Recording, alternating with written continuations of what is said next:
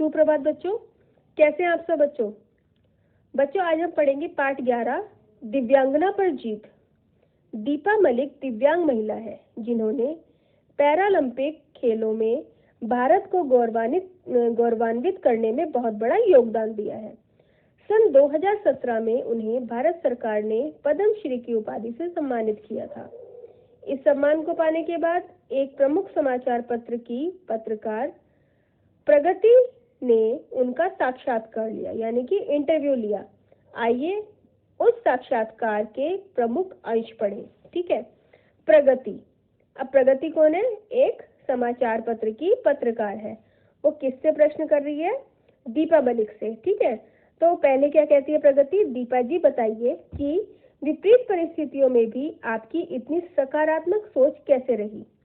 दीपा, इसका श्रेय काफी हद तक मेरे माता पिता को जाता है। मैं 6 साल की थी, अचानक एक दिन पैरों में कमजोरी का पता चला। धीरे धीरे चलना फिरना बंद हुआ और मैं बिस्तर पर आ गई। डॉक्टर के अनुसार टांगों में ट्यूमर हो गया था। फिर शुरू हुआ सिलसिला इलाज का। उस दौरान माता पिता हमेशा कहते थे तुम जल्दी और जरूर ठीक हो जाओगी। मेरी टांगों का ऑपरेशन हुआ और लगभग 8 महीने के बाद मैंने फिर से चलना सीखा। प्रगति, ऑपरेशन के बाद आप पूरी तरह से ठीक हो गई, फिर कैसा अनुभव रहा? दीपा जी, लंबे समय तक अस्पताल में रहने के कारण मेरे अंतर्मन में एक जिद भी पैदा हुई कि मैं अन्य बच्चों जैसी ही हूँ। फिर तो स्कूल में होने वाली हर गतिविधि में हिस्सा लेती और ट्रॉफी लेकर ही लौटती। प्रगति, आप अपनी शादी के बारे में हमें कुछ बताइए। दीपा, मैं छुट्टियों में हॉस्टल से घर आई थी, तभी मैंने एक जवान आर्मी ऑफिसर को नई बाइक पर देखा। पता नहीं क्या हुआ कि मैंने उनसे बाइक मांगी और चलाई। उन्होंने मुझे प्रोत्साहित करते हुए कहा कि तुम बाइक बहुत अच्छी चलाती हो। यह भी पूछा कि शादी हुई या नहीं। मैंने जवाब दिया कि अभी नहीं, पर शादी भी उसी से करूंगी जो बाइक देगा। वे अगले ही दिन मेरे घर आए और उन्होंने पापा से मेरा हाथ मांग लिया। यह सन 1989 की बात है। जब मैं 19 वर्ष की थी, मेरी शादी हो गई और पति ने अपना वादा निभाया। शादी के ठीक बाद उन्होंने मुझे एक नई बाइक दिला दी। प्रगति, दोबारा ट्यूमर की समस्या कैसे शुरू हुई? दीपा, हम ऊटी गए थे, लेकिन वहां मुझे चलने में कठिनाई होने लगी। उसी समय कारगिल युद्ध शुरू हो गया। मेरे पति कर्नल विक्रम सिंह अब रिटायर को ड्यूटी पर जाना पड़ा। मैंने अस्पताल में जांच करवाई, पता चला कि ट्यूमर वापस आ गया है। यह सन 1999 की बात है। मैं ऊटी से लौटकर जयपुर आई और वहां MRI करवाया।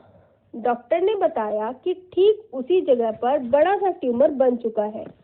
उन्होंने मुझे दिल्ली जाने को कहा। दिल्ली जाकर डॉक्टर को दिखाया। उन्होंने बताया कि ऑपरेशन के बाद निचला हिस्सा बेकार हो जाएगा और मैं चल फिर नहीं सकूंगी।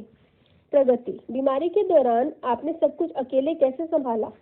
दीपा, मैं जानती थी कि इस समय पति को छुट्टी नहीं मिल सकती। मैंने निश्चय किया कि अब मुझे सब कुछ अकेले ही करना है। दिल्ली में जांच कराकर जयपुर लौटी और सारी चीजें व्यवस्थित की। मैं पति के बारे में सोचकर ज्यादा परेशान होती थी, क्योंकि वे मोर्चे पर डटे थे। इसलिए सोचती थी चाहे जैसे भी हो मुझे जीना है। प्रगति, अस्पताल में आपको कितना समय बिताना पड़ा? दीपा, करीब 8-9 महीने। वहां मेरे पापा कर्नल BK नागपाल मेरे साथ थे। पहला ऑपरेशन गलत हुआ, तब दूसरा और तीसरा ऑपरेशन हुआ। उस समय मेरे पति कारगिल में तैनात थे। वे ऑपरेशन होने के 3 महीने बाद ही देश में आ सके। यह जिंदगी का अत्यंत मुश्किल दौर था, लेकिन मैं इन स्थितियों के साथ सामंजस्य बिठाकर चलती रही। प्रगति, इस मुश्किल दौर में आपको अपने ससुराल वालों को कितना सहयोग मिला? दीपा, जब पति का स्थानांतरण अहमदनगर हुआ, जहां मेरी ससुराल है, तब हमें उन लोगों का भरपूर सहयोग मिला। उन्होंने मेरी जिंदगी में कभी हस्तक्षेप नहीं किया। उन्होंने मुझे निरंतर आत्मनिर्भर बनने का अवसर दिया। प्रगति, आज मैं जिस मुकाम पर हूँ वहाँ आप आज जिस मुकाम पर है वहां तक कैसे पहुंच सकी? मेरी 2 बेटियां हैं, बड़ी देविका और छोटी अंबिका। छोटी बड़ी तैराकी से डरती थी। मैं उसे प्रोत्साहन देने के लिए जब पानी में उतरी तब मुझे लगा कि मैं तैर सकती हूँ। यहाँ से तैराकी का सिलसिला शुरू हुआ। मैंने अहमदाबाद प्रयागराज में गंगा नदी के बहाव के विपरीत तैरकर उसे पार किया और लिम्का बुक ऑफ रिकॉर्ड्स में अपना नाम दर्ज करवाया।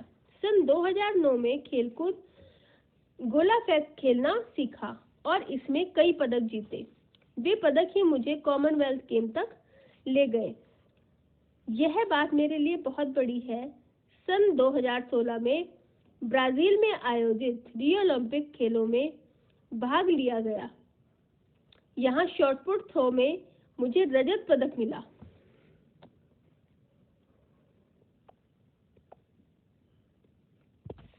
प्रगति। अकेले यात्रा करने और अन्य काम संभालने में क्या आपको कभी परेशानी नहीं होती? दीपा। हाँ, कई बार होती है। मुझे लोगों से कभी कभी मदद लेनी पड़ती है। मदद लेने में हिचक कैसी? मैं कार भी चलाती हूँ। अपनी कार को मैंने अपने हिसाब से डिजाइन कराया है। घर को भी मैंने अपने हिसाब से व्यवस्थित किया है। प्रगति। आपको सन 2012 में अर्जुन पुरस्कार दिया गया था।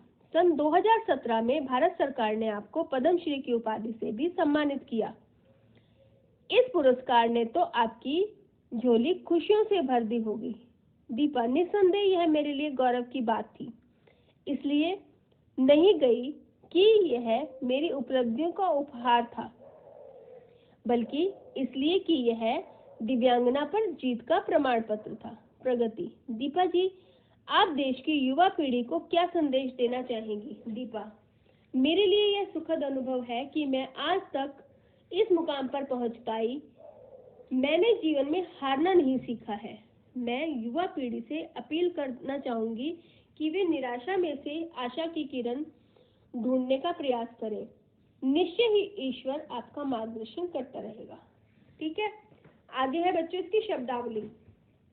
सकारात्मक, सही दिशा में अच्छी सोच। ट्यूमर, ट्यूमर का अर्थ होता है गांठ। कहीं भी किसी भी हिस्से में ट्यूमर हो सकता है, यानी कि एक गांठ बन जाती है। अंतर्मन, मन के अंदर का।